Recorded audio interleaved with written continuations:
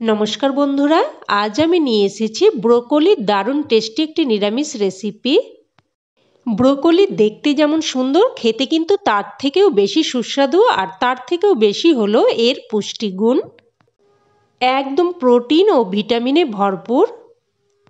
তবে মুশকিল হলো এর এত পুষ্টিগুণ থাকা সত্ত্বেও আমরা কিন্তু অনেকেই ব্রোকলি খেতে চাই না। তবে আমার মতো করে এইভাবে একবার বানিয়ে দেখুন, আমি গ্যারান্টি দিচ্ছি বাচ্চা থেকে বড় সকলেই একদম চেটে পুটে খেয়ে নেবে। তো প্রথমেই আমি এখানে একটা ব্রোকলিকে দেখুন এইরকম ছোট ছোট টুকরো করে কেটে নিয়েছি।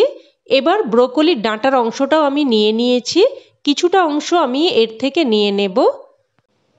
দেখুন ব্রোকলির ডাঁটার বাইরের দিকের খোসাটা এইভাবে একটু ছাড়িয়ে ভেতরের দিকের অংশটা নিয়ে নেব। আর এই ডাঁটাগুলোও কিন্তু খেতে খুবই নরম। তবে আপনারা চাইলে ডাঁটাগুলো বাদ দিয়েও রান্নাটা করতে পারেন, বা অন্য কোনো রান্না যেমন চচ্চড়ি, পাঁচমিশালি তরকারি, এগুলোতেও কিন্তু ডাঁটাটা ব্যবহার করে নিতে পারেন। তো আমি বেশ কিছুটা অংশ নিয়ে নিয়েছি আর এইটুকু অংশ বাদ দিয়ে দিলাম। তো এখানে আমি সব কিছু কেটে রেডি করে নিয়েছি। ব্রোকলিগুলো কেটে খুব ভালোভাবে ধুয়ে নিয়েছি। আর এখানে দেখুন আমি দুটো মিডিয়াম সাইজের আলুকে এইরকম ডুমো ডুমো করে কেটে নিয়েছি। আর এখানে নিয়েছি কিছু মটরশুঁটি। এবার গ্যাস অন করে কড়াই বসিয়ে অল্প একটু জল গরম হতে বসিয়ে দিয়েছি। আর এর মধ্যে দিয়ে দিলাম অল্প একটু লবণ। লবণটা দিয়ে ভালোভাবে মিশিয়ে নেব। মিশিয়ে নিয়ে জলটা যখন এইরকম ফুটতে শুরু করবে তখন এর মধ্যে দিয়ে দিচ্ছি দুটো টমেটো। আর টমেটোর উপর দিকটা আমি এইভাবে একটু করে কেটে দিয়েছি। এবার এর মধ্যে কেটে ধুয়ে রাখা ব্রোকলিগুলো দিয়ে দিচ্ছি। ব্রোকলিগুলো দিয়েও একটু মিশিয়ে নেব। একটু মিশিয়ে নিচ্ছি, মোটামুটি ব্রোকলি ডাঁটাগুলো যাতে জলের মধ্যে ডুবে থাকে। এবার একটা ঢাকনা দিয়ে হাই ফ্লেমে জাস্ট কিন্তু 2 মিনিট মতো এগুলোকে ভাপিয়ে নেব। আর এইভাবে একটু ভাপিয়ে নিলে খেতেও যেমন ভালো লাগে আর হজমও কিন্তু তাড়াতাড়ি হয়। আর অনেক সময় ব্রোকলি, ফুলকপি এগুলোর মধ্যে কিন্তু পোকামাকড় থেকে থাকে, তো একটু ভাপিয়ে নিলে পোকামাকড়গুলো বেরিয়ে যাবে আর এগুলো খুব ভালোভাবে পরিষ্কার হয়ে যাবে। তো জাস্ট কিন্তু 2 মিনিট মতোই ভাপিয়ে নিয়েছি, খুব বেশি কিন্তু সেদ্ধ করা যাবে না। তো ব্রোকলি, টমেটো এগুলো উঠিয়ে নিয়ে আবার কড়াই বসিয়ে দিয়েছি। আর দিয়ে দিলাম প্রায় 2 চামচ মতো সর্ষের তেল। আর আপনারা চাইলে রান্নাটা সাদা তেলেও করতে পারেন, তবে সর্ষের তেলে করলেই কিন্তু খেতে বেশি ভালো লাগে। এবার তেলটাকে ভালোভাবে গরম করে নিয়ে কেটে ধুয়ে রাখা আলুগুলো তেলের মধ্যে দিয়ে দিচ্ছি। আলুগুলোকে খুব ভালোভাবে ভেজে নেব। আর আলুগুলো এদিকে ভাজা হতে হতে আমি একটা মশলা তৈরি করে নেব। এবার একটা মিক্সিং জারের মধ্যে সেদ্ধ করে রাখা টমেটো নিয়ে নিচ্ছি। টমেটোগুলোর খোসা ছাড়িয়ে নিয়েছি। এবার দিয়ে দিচ্ছি কয়েকটা ছোট ছোট টুকরো করে রাখা আদা। এখানে আমি 1 ইঞ্চি মতো আদাকে ছোট ছোট টুকরো করে নিয়েছি। আর দিয়ে দিচ্ছি কিছু ধনেপাতার ডাঁটা আর দুটো কাঁচা লঙ্কা। শীতকালে এই ধনেপাতার সিজনে যদি মশলার সাথে একটু করে ধনেপাতার ডাঁটা মিশিয়ে দেওয়া হয় তাহলে কিন্তু এর ফ্লেভারটা অনেক গুণ বেড়ে যায়। সমস্ত কিছু পেস্ট করে নিয়েছি আর পাতাগুলো আমার রান্নাতে লাগবে। আর এদিকে আলুগুলোও ভাজা হয়ে গেছে। এবার আলুগুলো উঠিয়ে রাখছি। আর ব্রোকলিগুলো কিন্তু আমি ভাজবো না, তবে আপনারা চাইলে ব্রোকলিগুলো অল্প একটু তেল দিয়ে ভেজেও নিতে পারেন। তবে ব্রোকলিগুলো না ভেজেও খেতে কিন্তু বেশ ভালো হয়, তাই আমি আর এক্সট্রা তেল দিয়ে ব্রোকলিগুলো ভাজলাম না। তো এবার ওই তেলের মধ্যে দিয়ে দিচ্ছি 1/2 চামচ গোটা জিরে, একটা শুকনো লঙ্কা, দুটো ছোট এলাচ আর অল্প একটু দারচিনি। ফোড়নটাকে ভালোভাবে ভেজে নিচ্ছি। ফোড়নটা ভাজা হয়ে গেলে এবার এর মধ্যে রেডি করে রাখা মশলার পেস্ট দিয়ে দিচ্ছি। মিক্সিং জার ধুয়ে অল্প একটু জলও দিয়ে দিলাম।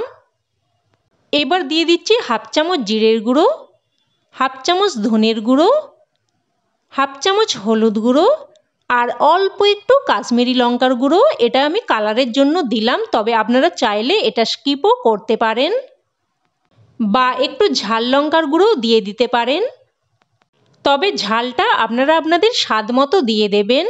এবার সমস্ত মশলা নেড়ে চেড়ে ভালোভাবে কষিয়ে নেব।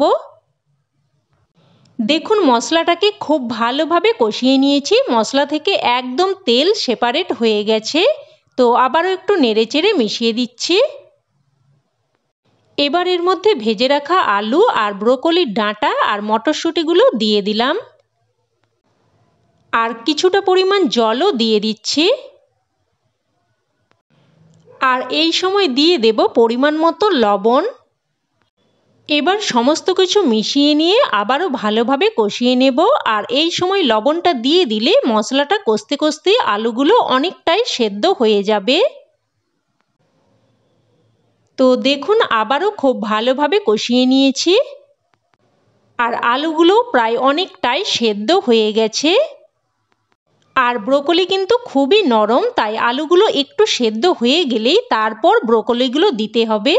তো এবার এর মধ্যে ভাপিয়ে রাখা ব্রোকলিগুলো দিয়ে দিলাম। এবার সব কিছু নেড়েচেড়ে মিশিয়ে নিয়ে আবারও একটু কষিয়ে নেব। আর এইভাবে একটু বারবার কষিয়ে নিয়ে রান্না করলে সাধারণ রান্নার স্বাদও কিন্তু একদম অসাধারণ হয়ে যায়। তো একটু কষিয়ে নিয়ে এবার এর মধ্যে দিয়ে দিলাম পরিমাণ মতো গরম জল। আবারও সব কিছু মিশিয়ে নিয়ে এবার এটাকে ফুটতে দেব। ফুটে আসলে একটা ঢাকা দিয়ে মিডিয়াম ফ্লেমে আবারও 2 থেকে 3 মিনিট মতো ফুটিয়ে নেব। 3 মিনিট পর ঢাকনা তুলে নিচ্ছি। আর দেখুন আলু ব্রোকলি সব কিছুই কিন্তু এখন একদম ভালো মতো সেদ্ধ হয়ে গেছে, আশা করি দেখেই বুঝতে পারছেন। এবার এর মধ্যে দিয়ে দিচ্ছি অল্প একটু চিনি, এতে করে তরকারির স্বাদটা সুন্দরভাবে ব্যালেন্স হবে। তবে আপনারা যদি চিনি অপছন্দ করেন তাহলে চিনিটা স্কিপও করতে পারেন। এবার দিয়ে দিচ্ছি কিছু ধনেপাতা কুচি, আর আপনারা চাইলে এই সময় একটু গরম মশলার গুঁড়োও দিয়ে দিতে পারেন, তবে আমার কাছে গরম মশলাটা খুব বেশি পরিমাণে ভালো লাগে না। যেহেতু ফোড়নে গরম মশলা দিয়েছি তাই আর দিলাম না। এবার সবশেষে দিয়ে দিলাম 1 চামচ মতো ঘি। ঘিটা দিয়ে মিশিয়ে নিয়ে এবার গ্যাসের ফ্লেম অফ করে একটা ঢাকা চাপা দিয়ে স্ট্যান্ডিং টাইমে রেখে দিচ্ছি। তো তৈরি হয়ে গেল ব্রোকলি আলুর দারুণ টেস্টি একটি নিরামিষ রেসিপি। আর এটা আপনারা গরম ভাতের সাথেও খেতে পারেন, আবার রুটি লুচি পরোটার সাথেও খেতে খুবই ভালো লাগে। তো বন্ধুরা আপনাদের এই রেসিপি কেমন লাগলো অবশ্যই আমাকে কমেন্টে জানাবেন, আর ভালো লেগে থাকলে লাইক শেয়ার করতে যেন ভুলবেন না। আর চ্যানেলের নতুন বন্ধু হয়ে থাকলে চ্যানেলটি সাবস্ক্রাইব করে সাথে থাকার অনুরোধ রইল। তো আজ তাহলে এই অবধি, আবার অন্য কোনো রেসিপিতে দেখা হচ্ছে। ততক্ষণে সকলে ভালো থাকবেন, সুস্থ থাকবেন। ধন্যবাদ।